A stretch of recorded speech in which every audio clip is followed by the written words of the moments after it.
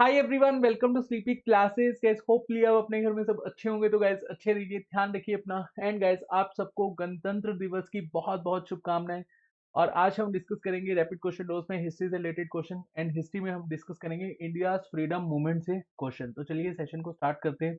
और जो आज का हमारा फर्स्ट क्वेश्चन है, the partition of Bengal made by Lord Curzon in 1905 lasted until. Option एक बार देख लेते हैं। ऑप्शन ए है the first world war when Indian troops were needed by the Britishers and the partition was ended. Option B है King George fifth abrogated Curzon's act at the royal durbar in Delhi 1911। Option C है Gandhi ji launched his civil disobedience movement. And option D है the partition of India in 1947 when East Bengal became the Pakistan. बहुत easy question है। अब देखिए rapid question dose की जो हमारी series है ना, इसको हम डिस्कस करते हैं क्विज की तरह। मान लो कि आपके 20 में से 4-5 क्वेश्चन गलत भी हो जाते हैं। जितने भी गलत होते हैं, जब हम क्वेश्चन को डिटेल में डिस्कस करेंगे तो आपको ये क्वेश्चन यही यही याद हो जाएंगे, मतलब जितने भी आपके क्वेश्चन गलत होंगे। चलिए होपफुली अभी तक आपने इस क्वेश्चन का सही आंसर मार्क कर लिया होगा। इस क्वेश्चन का सही आंसर है option B, King George fifth ने जो बंगाल का विभाजन है वो रोक दिया था। और 1911 में जब दिल्ली दरबार सजा था, तो उस समय किंग जॉर्ज फिफ्थ के द्वारा दो इंपॉर्टेंट डिसीजन लिए गए थे। एक तो बंगाल का विभाजन रोका था और दिल्ली को कैपिटल बनाया गया था। दिल्ली ऑफिशियल कैपिटल कब बनी थी, मुझे आप कमेंट सेक्शन में बताइएगा। अच्छा, बंगाल का जब विभाजन हुआ था ना, उस समय हमें स्वदेशी मूवमेंट देखने को मिला था। स्वदेशी मूवमेंट या फिर इसको आप बायकॉट मूवमेंट कह सकते हो। फॉरेन गुड्स को बायकॉट करेंगे तो प्रमोट किसको करेंगे, स्वदेशी को। और बंगाल के विभाजन को रोकने के लिए अहम रोल किसने निभाया था, लाल पाल बाल ने। लाला लाजपत राय, विपिन चंद्र पाल, बाल गंगाधर तिलक एंड औरोबिंदो घोष। और इंडियन नेशनल कांग्रेस में हमें डिवीजन देखने को मिला था, एक्सट्रीमिस्ट एंड मॉडरेट्स। और ये एक्सट्रीमिस्ट लीडर ही थे। विभाजन हुआ था इन दोनों ग्रुप का 1907 में। अच्छा चलिए एक क्वेश्चन मुझे और बताइएगा, किंग जॉर्ज फिफ्थ की जो फोटो है वो 1 रुपीज नोट में तब हमें देखने को मिली थी, 1915, 1916, 1917 या फिर नन ऑफ दिस। ऑप्शंस भी आपको मैंने दे दिए हैं, कमेंट सेक्शन में बताइएगा। जैसे आज की डेट में हमें गांधी जी की फोटो देखने को मिलती है, उस समय ब्रिटेन रूल कर रहा था, तो ब्रिटेन ने यहाँ पर किंग जॉर्ज फिफ्थ की फोटो लगाई थी। तो आप मुझे बताइएगा कौन से ईयर में यहाँ पर हमें 1 रुपीज नोट में किंग जॉर्ज फिफ्थ की फोटो देखने को मिली। चलिए नेक्स्ट क्वेश्चन देख लेते हैं। The 1929 session of Indian national Congress is of significance in the history of freedom movement because the. Option A है attainment of self-government was declared as the objective of Congress. Option B है attainment of Poon Swaraj was adopted as the goal of the Congress. Option C है non-cooperation movement was launched. And option D है decision to participate in the round table conference in London was taken. अब देखिए Indian national Congress के session हमने detail में cover किए हुए हैं।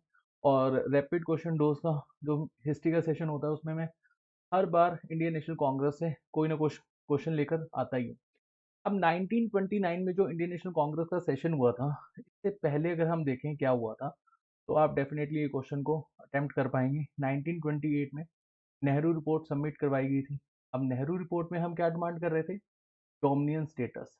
और डोमिनियन स्टेटस क्या होता है, आधी अधूरी आज़ादी, मतलब इंटरनली फ्री कर दो और एक्सटर्नली रूल करते रहो। जैसे उस समय साउथ अफ्रीका को डोमिनियन स्टेटस मिल चुका था और आज की डेट में ऑस्ट्रेलिया और न्यूजीलैंड के पास डोमिनियन स्टेटस ही है।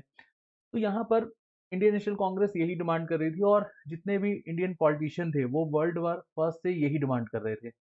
अब गांधी जी ने नेहरू रिपोर्ट सबमिट करने के बाद ये कहा था कि अगर 1 साल तक कोई पॉजिटिव रिस्पॉन्स नहीं आता, मतलब हमें डोमिनेंट स्टेटस नहीं मिलता, तो उसके बाद हम सिविल डिसोबीडियंट मूवमेंट लॉन्च कर देंगे। देखिए इंडियन नेशनल कांग्रेस का सेशन हुआ था 1929 दिसंबर में। और इस समय इंडियन नेशनल कांग्रेस के प्रेसिडेंट थे जवाहरलाल नेहरू जी। तो जवाहरलाल नेहरू जी ने यहाँ पर, और जितने भी इंडियन नेशनल कांग्रेस के उस समय लीडर्स थे, उन्होंने डिसाइड किया अब हमें डोमिनेंट स्टेटस चाहिए ही नहीं, अब हमें क्या चाहिए, पूर्ण स्वराज चाहिए। तो आपका यहाँ पर बी स्टेटमेंट बिल्कुल सही हो जाएगी। और आपको याद आ रहा होगा 26 जनवरी 1930 को जवाहरलाल नेहरू जी ने पहली बार तिरंगा झंडा लहराया था। और 26 जनवरी 1950 इसी वजह से हम रिपब्लिक डे मनाते हैं, मतलब नेहरू जी ने इसी डेट को चुना था कि फर्स्ट टाइम तिरंगा झंडा 26 जनवरी 1930 को लहराया गया था। चलिए नेक्स्ट क्वेश्चन देख लेते हैं। The Congress ministers resign in the seven province in 1939 because. Option A है the Congress could not form ministers in the other 4 province. 11 में से 7 में मिनिस्टर बना लिए, 4 में नहीं बनाए। ये स्टेटमेंट तो गलत हो जाएगी, ऐसा कुछ नहीं था। ऑप्शन बी देख लेते हैं, emergence of the left wing in the Congress made the working of the ministers impossible.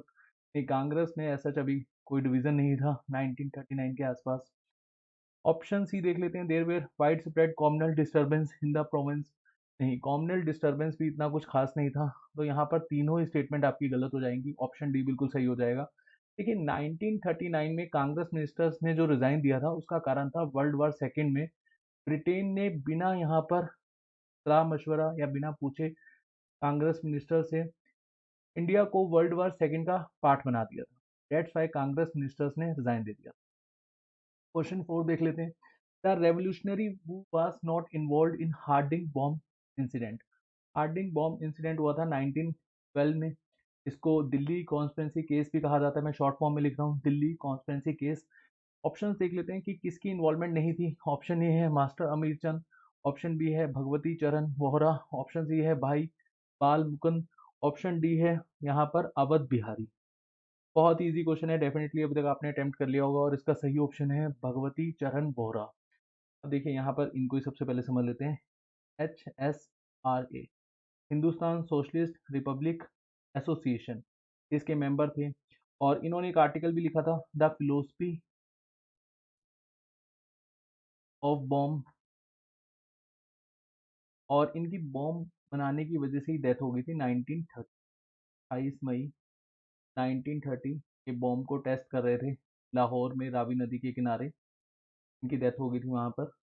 और यहाँ पर हार्डिंग बॉम्ब इंसिडेंट में या फिर दिल्ली कॉन्स्पिरेसी केस में मास्टर अमीर चंद, भाई बाल मुकुंद, अवध बिहारी, और एक नाम आपने और याद रखना है, बसंत कुमार बिस्वास, इनका नाम आया था और इनको ब्रिटिश गवर्नमेंट ने फांसी दी।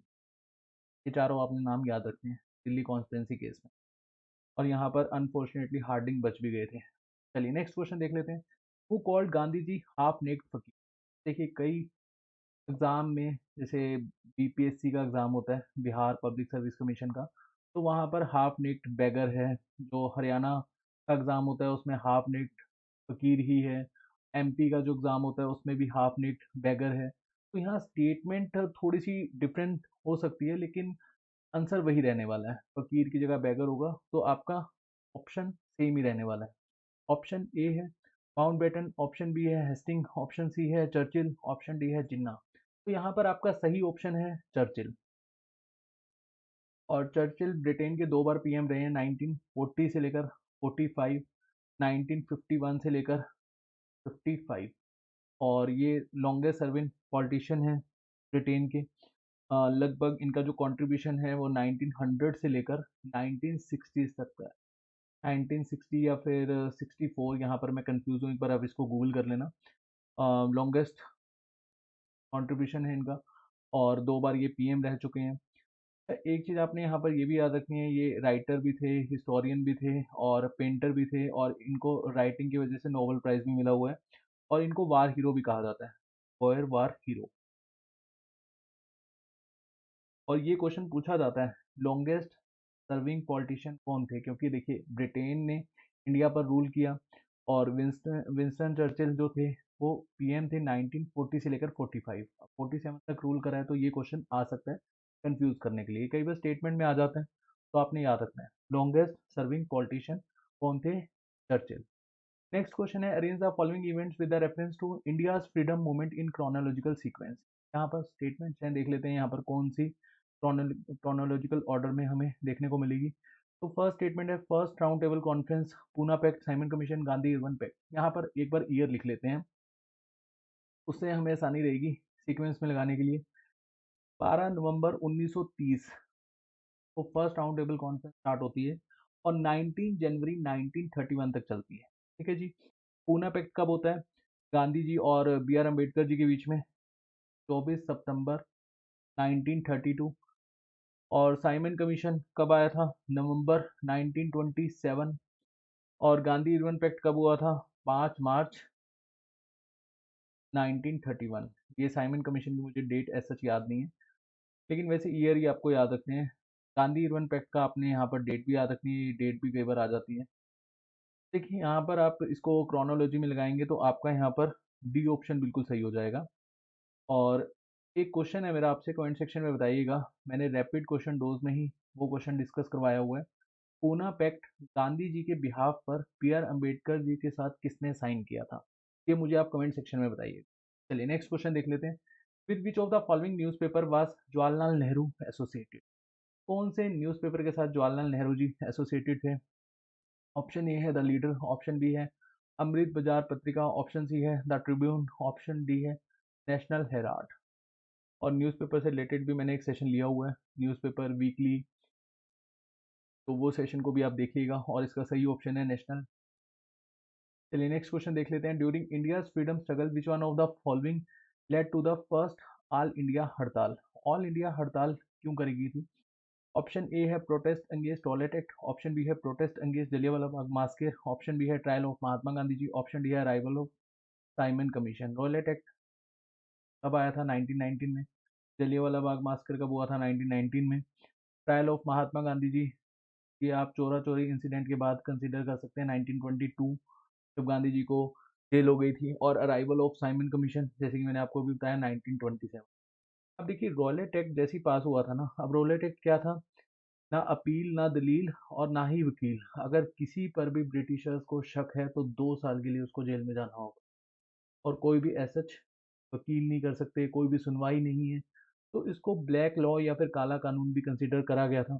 और इसके उपलक्ष्य में ही हमें ऑल इंडिया हड़ताल देखने को मिली थी। पहले 30 मार्च को होनी थी, लेकिन इसको 6 अप्रैल को रखा गया था। और फिर कुछ रीज़न में इसको देखते हुए हालात बहुत ज़्यादा ख़राब हो गए थे। पंजाब रीजन में बहुत ज़्यादा हालात ख़राब हो गए थे और मार्शियल लॉ भी लगा दिया था पंजाब में। पंजाब में जब पंजाब के कुछ लीडर्स को जेल हो गई थी, 10 अप्रैल को मार्शियल लॉ लगा दिया गया था। और 13 अप्रैल को आपको पता ही है पंजाबियों का त्यौहार होता है बैसाखी का। और इस दिन बहुत सारे लोग जलियांवाला बाग घूमने के लिए गए थे और कुछ यहाँ पर मीटिंग कर रहे थे कि रॉलेट एक्ट का क्या करना है और मार्शल लॉ का क्या करना है, या फिर ब्रिटिशर्स का क्या करना है। तो यहाँ पर बहुत सारे लोग जयचंद भी होते हैं, और हमारे इंडिया में उस समय भी जयचंद हुआ करते थे। तो किसी ने जाकर ब्रिटेन को यहाँ पर, वो ब्रिटेन के यहाँ पर जनरल थे, जनरल डायर, उनको ऐसे इंफॉर्मेशन दे दी कि जलियांवाले बाग में आपके खिलाफ कोई ऐसा मीटिंग हो रही है। और जनरल डायर पहुंच जाते हैं अपनी पूरी की पूरी फौज के साथ, और यहाँ बिना कुछ सोचे समझे यहाँ पर गोलियां चलाने का आदेश दे देते हैं, और बहुत सारे निर्दोष लोग यहाँ मारे जाते हैं। ऑफिशियल ब्रिटेन के बिहाफ पर जो डाटा आया था उसमें 1000 अप्रोक्स यहाँ पर फिगर है, लेकिन ये फिगर बहुत ज़्यादा थी। अब देखिए जलियांवाला बाग जब मास्कर होता है, इसके बाद नाइटहुड का जो टाइटल है वो किसने त्याग दिया था? ये मुझे आप कमेंट सेक्शन में बताइएगा। चलिए नेक्स्ट क्वेश्चन देख लेते हैं। और इसका सही आंसर क्या है? जैसे कि मैंने आपको बताया, protest against Rowlatt act. Question 9th है, वो among the following was associated with Kakori conspiracy case? Kakori conspiracy case कब हुआ था? और काकोरी जगह कहाँ पर है आज की डेट में? लखनऊ में। एक विलेज का नाम है काकोरी। और काकोरी कॉन्स्पिरेसी केस हुआ था 9 अगस्त 1925। और कौन सी ऑर्गेनाइजेशन के द्वारा किया गया था? HRA। और यहाँ पर किसके द्वारा किया गया था? एक बार ऑप्शन देख लेते हैं। अबुल कलाम आज़ाद, ऑप्शन बी है शहनवाज खान, ऑप्शन सी है Khan Abdul Ghaffar Khan, and option D है अशफाक उल्लाह। और यहाँ पर आपका सही ऑप्शन हो जाएगा अशफाक उल्लाह। और अशफाक उल्लाह के साथ साथ आपको एक नाम और यहाँ पर याद रखना है, राम प्रसाद बिस्मिल। ऐसे दो ही नाम पूछे जाते हैं, लेकिन इस काकोरी कॉन्स्टिट्यूंसी केस में बहुत सारे लोग की प्लानिंग थी, मतलब बहुत सारे लोग यहाँ पर शामिल थे, जैसे चंद्रशेखर आजाद जी, राजेंद्र लहरी जी, बनवारी लाल, मुकुंद लाल, केशव चक्रवर्ती एंड सो ऑन। तो बहुत सारे नेम थे। और जो रेवोल्यूशनरी एक्टिविटीज वाली वीडियो है ना, ये मैंने 2 सेशन लिए हुए हैं, तो देखिएगा जरूर, यहाँ से बहुत सारे क्वेश्चन। चलिए नेक्स्ट क्वेश्चन देख लेते हैं। With reference to India in freedom struggle consider the following statement. Statement first है C R Das and Motilal Nehru form the Congress Khilafat Swarajist party. Statement second है 1919 Gandhi ji was elected president of Khilafat conference. Statement third है communist party of India was banned by the government in 1934। देखिए आपको बताना है कि यहाँ पर कौन सी स्टेटमेंट सही है। अब यहाँ पर आपकी तीनों ही स्टेटमेंट सही हैं। 1922 में जब गांधी जी जेल में गए थे, तो उसके बाद सी आर दास जी यहाँ पर चाहते थे और मोतीलाल नेहरू जी चाहते थे कि इलेक्शन में पार्टिसिपेट करना चाहिए, जो लेजिस्लेटिव काउंसिल के इलेक्शन थे। लेकिन यहाँ पर इंडियन नेशनल कांग्रेस में हमें डिवीज़न देखने को मिलता है, no change and pro changer, और ये प्रो चेंजर थे और नो चेंजर यहाँ पर जीत जाते हैं। डेट्स वाई यहाँ पर ये अलग से पार्टी बनाते हैं with in the Congress, Congress Khilafat Swarajist party. 1919 में Gandhi ji non cooperation movement से पहले प्रेसिडेंट बनते हैं खिलाफत कॉन्फ्रेंस के। और खिलाफत यहाँ पर जो वर्ड है इसको थोड़ा सा आपको समझना होगा। जब वर्ल्ड वार फर्स्ट खत्म हुआ था तो टर्की में जो खलीफा हुआ करते थे उनका रीजन काफ़ी छोटा कर दिया था, और उसी वजह से यहाँ पर जितने भी मुस्लिम्स हैं या ऑल ओवर द वर्ल्ड जितने भी मुस्लिम्स हैं, और जो खलीफा की पोस्ट थी उसको एक रिलीजियस पोस्ट माना जाता था। और यहाँ पर जो मुस्लिम्स हैं उन्होंने माना था कि हमारे खलीफा को आपने डिसरिस्पेक्ट किया है, और डेट्स वाई यहाँ पर खिलाफत आंदोलन स्टार्ट किया गया था। तो गांधी जी ने नॉन कोऑपरेशन मूवमेंट और खिलाफत मूवमेंट को एकजुट करने के लिए, मतलब हिंदू मुस्लिम एकता को यहाँ पर दिखाया था और एकजुट कर दिया था नॉन कोऑपरेशन मूवमेंट और खिलाफत मूवमेंट को। और गांधी जी प्रेसिडेंट बने थे 1919 में। ये स्टेटमेंट भी आपकी सही है। कम्युनिस्ट पार्टी को बैन कर दिया था गवर्नमेंट ऑफ इंडिया ने। कई बार कांग्रेस को भी बैन किया है, ये तो चलता ही रहता था। ये स्टेटमेंट आपको डायरेक्टली यहाँ पर याद करनी होगी, और ये वैसे डिटेल में अगर हम समझें तो काफ़ी लंबा सेशन हो जाएगा। तो तीनों स्टेटमेंट आपकी यहाँ पर सही है। चलिए नेक्स्ट क्वेश्चन देख लेते हैं। During the freedom struggle Aruna Asaf Ali was a major women organiser of underground activity in. अब देखिए यहाँ पर नाम आपने याद रखना है, अरुणा असफ अली। ऑप्शंस एक बार देख लेते हैं। CDM civil disobedience movement, option B है non cooperation movement, option C है quit India movement, option D है स्वदेशी मूवमेंट। तो यहाँ पर अरुणा असफ अली का जो रोल था, मतलब इनका जो रोल था, वो हमें क्विट मूवमेंट के दौरान देखने को मिला था, क्विट इंडिया मूवमेंट। तो ऑप्शन आपका बिल्कुल सही हो जाएगा। चलिए नेक्स्ट क्वेश्चन देख लेते हैं। Which one of the following places was associated with Acharya Vinoba Bhave in Bhoodan movement या फिर Bhoomidan movement at the beginning of the movement. अब आचार्य विनोबा भावे, इनको गांधीयन फिलोसफी या फिर गांधीयन आचार्य विनोबा भावे भी कहा जाता है, और ये मूवमेंट इन्होंने चलाया था 1951 में। मेन मोटिव क्या था कि लैंड गिफ्ट करो, जो गरीब लोग हैं उनको लैंड गिफ्ट करो। और इनको सबसे पहले लैंड गिफ्ट की गई थी पोचमपल्ली से। यहाँ पर ऑप्शन है लेकिन सी ऑप्शन आपका बिल्कुल सही हो जाएगा, पोचमपल्ली। ये आपको तेलंगाना में देखने को मिलेगा एरिया।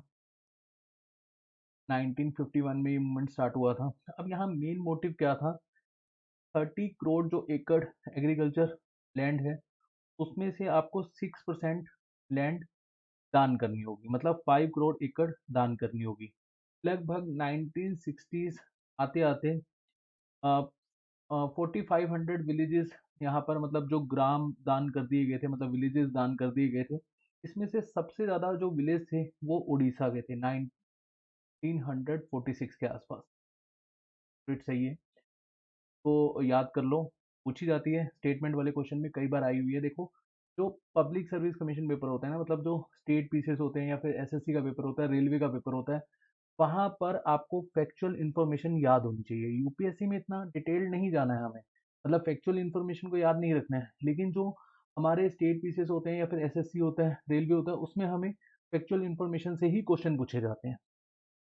क्वेश्चन 13 है, the Rani Jhansi regiment, the women's regiment of Azad Hind Fauj was under whose command. Option A है उषा मेहता, ऑप्शन बी है Annie, option C Annie Besant, option D है लक्ष्मी सहगल। यहाँ पर डी ऑप्शन आपका बिल्कुल सही है, लक्ष्मी सहगल। और क्वेश्चन 14 देख लेते हैं। वो among the following was not associated with the formation of UP किसान सभा इन फरवरी 1980। अब यहाँ पर क्वेश्चन है नॉट एसोसिएटेड, कौन नहीं थे यूपी किसान सभा जब फॉर्मेशन हुआ था। ऑप्शन ए है इंदिरा नारायण द्विवेदी, ऑप्शन बी है गौरी शंकर मिश्रा, ऑप्शन सी है जवाहरलाल नेहरू जी, ऑप्शन डी है मदन मोहन मालवीय जी। तो यहाँ पर आपका सही ऑप्शन हो जाएगा option C, Jawaharlal Nehru ji. Next question है, Mahatma Gandhi ji close English compatriot during the freedom movement was. Option A है थॉमस मोर, ऑप्शन बी है एओ ह्यूम, ऑप्शन सी है चार्ली फिर एंड्रयूज या फिर C F Andrews, option D है विलियम बेवल। यहाँ पर गांधी जी के compatriot थे सी एफ एंड्रयूज, और इनको दीन बंधु भी कहा जाता है, और देश बंधु कहा जाता है इसको, सी आर दास जी को।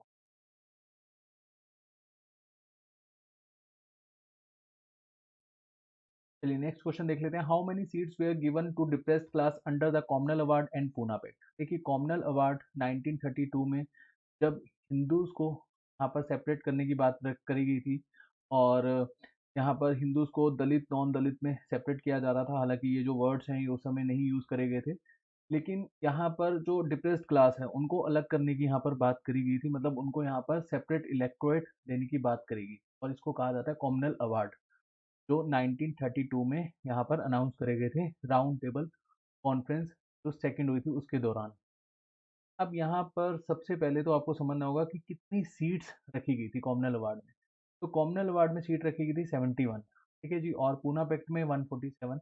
अच्छा, कई बुक्स में ना 148 दिया हुआ है या कई बार क्वेश्चन पेपर में 148 आ जाएगा, तो क्लोजली 148 आपका सही होगा, वैसे 147 बिल्कुल सही है एनसीईआरटी के अकॉर्डिंग। ठीक है, चलिए नेक्स्ट क्वेश्चन देख लेते हैं। Which among the following capitalist served as all India Congress committee treasurer for a long time and went to jail in 1930? GD Birla, option B है जमनालाल बजाज, ऑप्शन सी है जीआरडी टाटा, ऑप्शन डी है बालचंद हीराचंद। तो यहाँ पर आपका सही ऑप्शन हो जाएगा जमनालाल बजाज। नेक्स्ट क्वेश्चन है, a London branch of all India Muslim League was established in 1908 under the presidency of. यहाँ पर किसके अंडर लंदन में ब्रांच खोली गई थी? ऑप्शन ए है आगा खान, ऑप्शन बी है अमीर अली, ऑप्शन सी है लियाकत अली खान, ऑप्शन डी है मोहम्मद अली खान जिन्ना। तो ये यहाँ पर आपका सही ऑप्शन हो जाएगा अमीर अली। और 1906 में मुस्लिम लीग बनाई गई थी आगा खान और ख्वाजा सलीमुल्लाह के द्वारा। ये सलीमुल्लाह अपने नाम याद रखना है और यही कई बार आपको डायरेक्टली देखने को मिलेगा। चलिए नेक्स्ट क्वेश्चन देख लेते हैं। Balkan plan for fragmentation of India was brain child of. देखिए फ्रेगमेंटेशन ऑफ इंडिया का प्लान कब आया था? लास्ट में ही आया था 1946-47 के आसपास, 47 के आसपास आया था। तो उसके अकॉर्डिंगली देख लेते हैं यहाँ पर सही ऑप्शन क्या होगा। चर्चिल, जिन्ना, माउंटबेटन, मैनन। अब जिन्ना तो यहाँ पर अलग से पाकिस्तान चाह रहे थे, फ्रेगमेंटेशन में तो ऐसा इनका कोई प्लान ही नहीं था। तो चर्चिल 1945 तक थे, उसके बाद यहाँ पर पीएम आ गए थे। ये तो वैसे भी पीएम थे, वाइसरॉय तो थे ही नहीं, और एटली बन गए थे पीएम। और इंडिया में मैनन कोई एसएच वाइसरॉय नहीं हुए, तो यहाँ पर आपका सी ऑप्शन बिल्कुल सही हो जाएगा, लॉर्ड माउंटबेटन। माउंटबेटन का क्या प्लान था? इंडिया, पाकिस्तान और यहाँ पर अगर कोई प्रिंसी स्टेट आज़ाद रहना चाहता है तो वो अपने आप को आज़ाद डिक्लेयर कर सकता है, और कोई पाकिस्तान में मर्ज होना चाहता है तो वो पाकिस्तान के साथ मर्ज हो जाए, कोई इंडिया के साथ मर्ज होना चाहता है वो इंडिया के साथ। तो इसी से रिलेटेड ये बाल्कन प्लान था। मैंने जो 10th सेशन है इंडियन नेशनल मूवमेंट उसमें काफ़ी डिटेल में ये डिस्कस करवाया हुआ है, वो सेशन देखिएगा तो आपको यहाँ पर समझ में आ जाएगा। आज का जो लास्ट क्वेश्चन है, which one of the following was favoured by Nehru but not favoured by Gandhi ji. Gandhi ji favoured में नहीं है लेकिन नेहरू जी फेवर्ड में है। ऑप्शन ए है ट्रूथ, ऑप्शन बी है नॉन वायलेंस, ऑप्शन सी है अनटचेबिलिटी एंड ऑप्शन डी है हैवी इंडस्ट्रियलाइजेशन। देखिए थोड़ा सा भी अगर हमें इतिहास पता हो तो यहाँ पर तीन जो ऑप्शन है तो हो ही नहीं सकते, तो ऑप्शन डी आपका बिल्कुल सही है, हैवी इंडस्ट्रियलाइजेशन। तो गांधी जी फेवर में नहीं थे लेकिन नेहरू जी फेवर में थे। ठीक है जी, आज हमने 20 क्वेश्चन डिस्कस करे और जैसे कि आपको पता ही है आज है रिपब्लिक डे और हमने इंडियन नेशनल मूवमेंट या फिर फ्रीडम स्ट्रगल से ही क्वेश्चन डिस्कस किए हैं। होपफुली इन क्वेश्चन में आपका कोई भी ऐसा डाउट ना रहा हो और मॉडर्न हिस्ट्री ऑलरेडी कवर्ड है, उसको देखिएगा, जितने भी आपके डाउट्स होंगे वो क्लियर हो जाएंगे। और अगर आपका इनकेस कोई डाउट है मैं फिर कहूँगा कमेंट सेक्शन में पोस्ट करेगा। मेरी तरफ से और पूरी स्लीपी क्लासेस की टीम की तरफ से आपको हैप्पी रिपब्लिक डे। आप ध्यान रखिए, बाय बाय, टेक केयर।